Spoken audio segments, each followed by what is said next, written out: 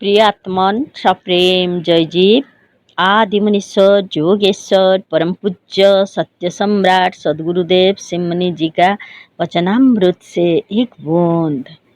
एक ध्रुत जोगी का चमत्कार। बहुत दिन की बात है, किसी समाचार पत्र में पढ़ा था। शहर का नाम स्मरण नहीं है।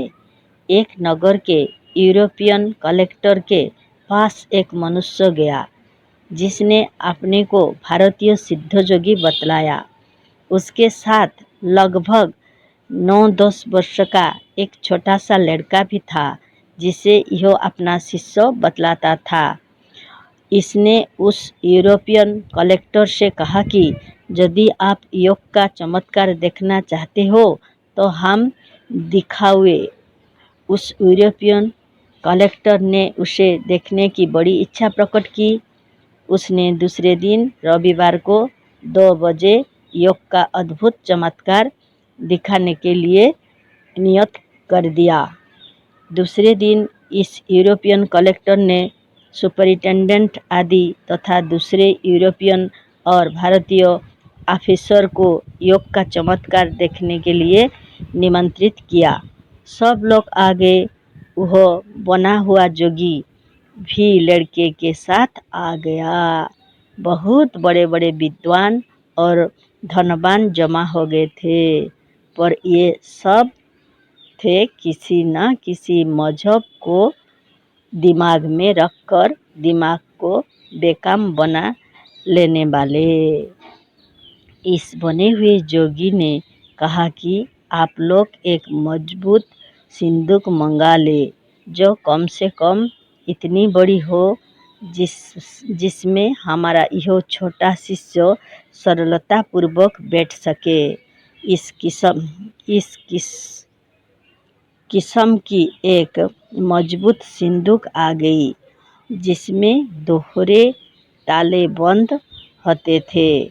उस बाजीगर ने या उस बने हुए ध्रुत जोगी ने लड़के को इस बड़ी सिंदूक में बैठा दिया और सिंदूक को बंद करके दोहरे ताले ऑफिसरों से लेकर लगा दिया और कुंजी ऑफिसर को दे दिया।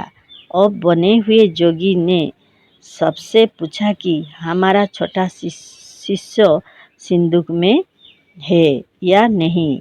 एक चतुर मनुष्य ने यह कहा कि नहीं। उसने यह सोचा कि जोगी ने अपने शिष्यों को जोगबल से अंतर्ध्यान कर दिया होगा। जोगी ने कहा, यह कैसे हो सकता है?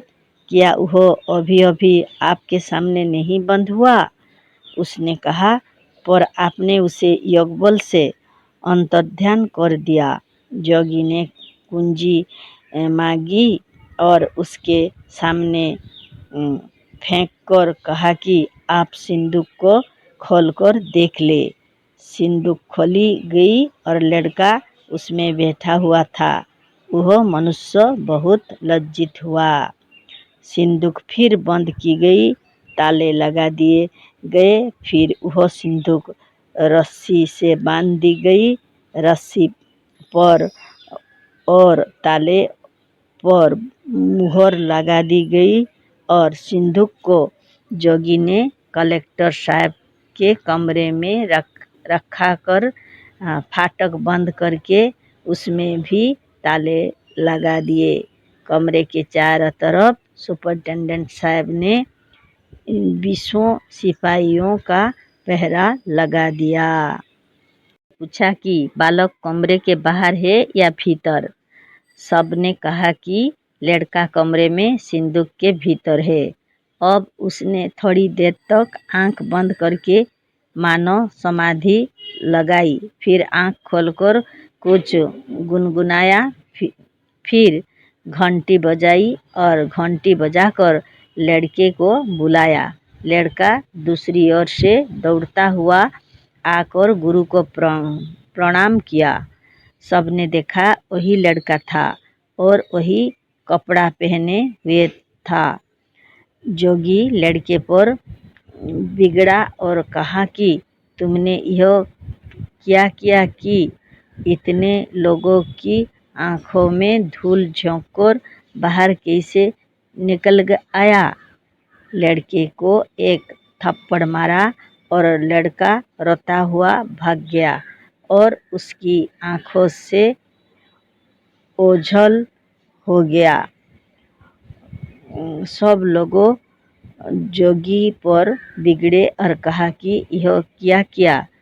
उस लड़के को तो हम इनाम देते। जोगी ने कहा, यदि आप इनाम देंगे तो उस लड़के को फिर बुला देते हैं।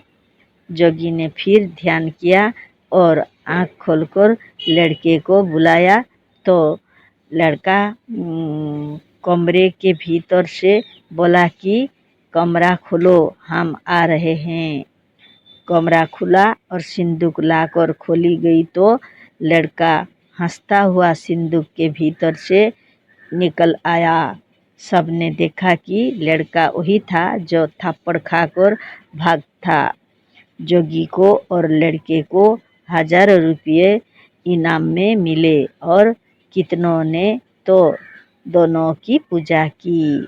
बात यह थी कि लोगों के देखने में यह योग का ही चमत्कार था, क्योंकि वह सिंदूक उस बाजीगर जोगी की नहीं थी और ना वहाँ बाजीगरों की तरह उसने कोई स्टेज बनाया था। लोग इस चमत्कार को देखकर चकित थे, क्योंकि उसने असंभव को संभव कर दिखलाया था। लोग परस्पर कहने लगे कि भारत का योग बल चाहे तो अभी सारे संसार को परास्त कर दे। और हमारा विचार है कि असंभव को संभव कोई नहीं कर सकता। अतः हमने जब उस समाचार को पढ़ा तो यह जान लिया कि अवश्य इसमें कोई चाल होगी। अतः उस पर विचार किया तो मालूम हुआ कि ऐसा काम करने वाले ऐसे 2 बालकों की खोज कर रखते हैं, जो साथ ही एक ही समय में एक ही गर्भ से उत्पन्न हुए हो और सर्वथा एक ही समान हो। इन्हें यह लोग एक ही तरह का और एक ही रंग का कपड़ा, धोती और टोपी पहनाते हैं और सिखा पढ़ाकर ठीक रखते हैं और अपनी जन्मभूमि से और लड़कों को की जन्मभूमि से दूर जाकर अपनी सिद्धि दिखाते हैं। दोनों लड़कों को साथ लेकर वह धूर्तजोगी वहाँ के धर्मशाला की एक कोठरी में जाकर ठहर गया था। फिर एक लड़के को वही धर्मशाला की कोठरी में छोड़कर दूसरे को साथ लेकर कलेक्टर के बंगले पर गया था। दूसरे दिन रविवार को योग का चमत्कार दिखलाने का निश्चय किया। कलेक्टर की कोठी से चलते हुए उसने थोड़ी दूर पर तमाशे के दिन रविवार को लड़के को छिपे रहने का स्थान दिखा दिया था। रविवार के दिन जो लड़का धर्मशाले पर रह गया था, आज उसे साथ कोठी पर लेकर गया और इसी को सिंदूक में बंद किया। दूसरा लड़का पीछे से आकर बाहर थोड़ी दूर पर छिपकर बैठा था और घंटी बजाने तथा बुलाने पर आया और थप्पड़ खाकर भाग गया। दूसरा लड़का जो बिल्कुल इसी के समान था, सिंदूक में था और खोलने पर उसी में से निकला। जय जय।